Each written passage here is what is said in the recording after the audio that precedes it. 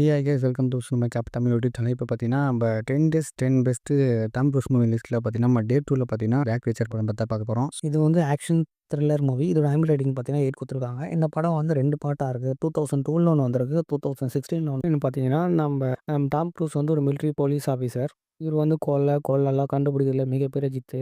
இவர் தன் வேலையெல்லாம் விட்டுட்டு இப்போ இவர் மறைஞ்சு வாழ்ந்துட்டு இருக்காரு நம்ம டாம் க்ரூஸ். அமெரிக்காவை சேர்ந்த ஜேம்ஸ் பார் ஒரு ஸ்னைப்பர் வந்து 5 கொலையை பண்ணிடுறான்.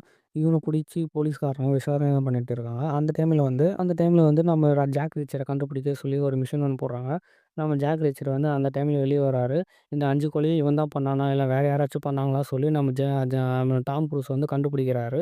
இவர் கண்டுபிடிக்கும்போது இவர் வந்து விசாரணைக்குள்ள எல்லாத்துக்குள்ளேயும் போகிறாரு. ஸோ போலீஸ் வந்து எல்லோரும் நம்ம டாம் க்ரூஸை கண்டுபிடிக்கிறாங்க.